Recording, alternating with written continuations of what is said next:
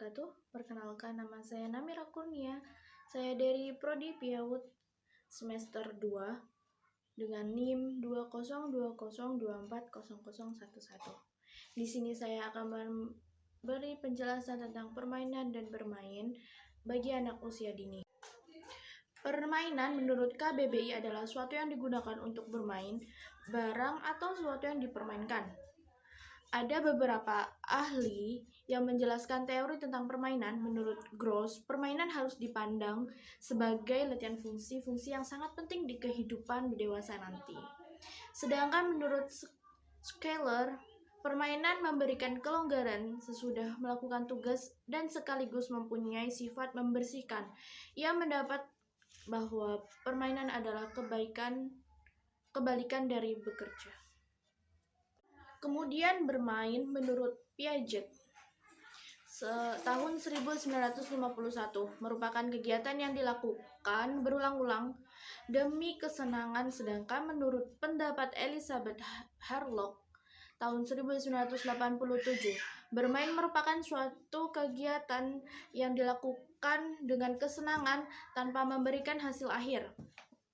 Pada definisi umumnya, dalam termi psikolog didefinisikan oleh John Freeman dan Utami Munandar 1991 bahwa bermain adalah suatu aktivitas yang membantu anak mencapai perkembangan yang utuh bagi segi fisik, moral, intelektual, dan sosial dan emosional.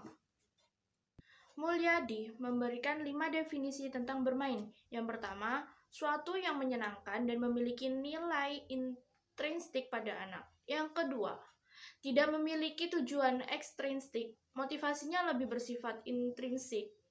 Yang ketiga, bersifat spontan dan sukarela. Tidak ada unsur keterpaksaan dan bebas dipilih oleh anak. Yang keempat, melibatkan peran aktif keikutsertaan anak. Yang kelima, memiliki hubungan sistematis yang khusus dengan suatu yang bukan bermain, seperti kreativitas, pemecahan masalah, belajar bahasa, perkembangan sosial, dan sebagainya.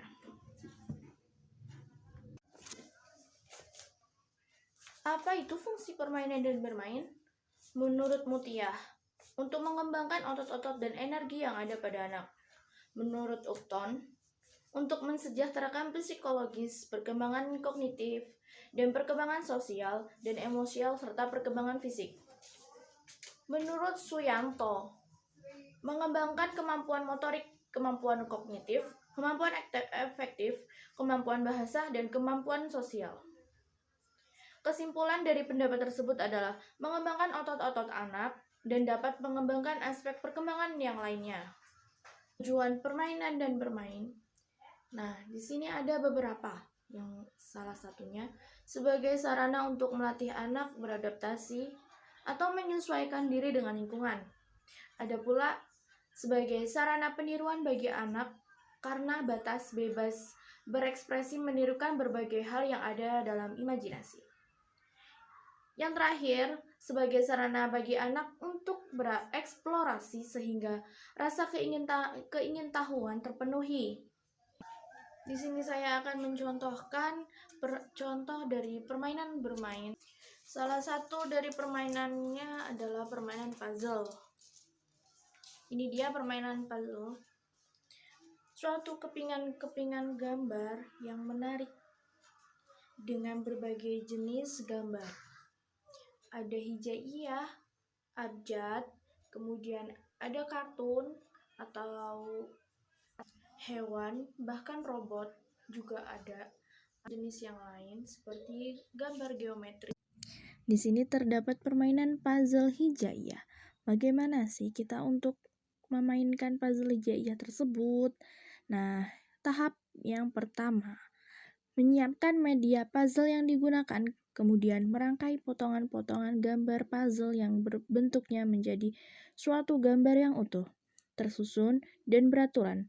Pasanglah bentuk puzzle huruf hijaiyah yang sesuai pada papan puzzle.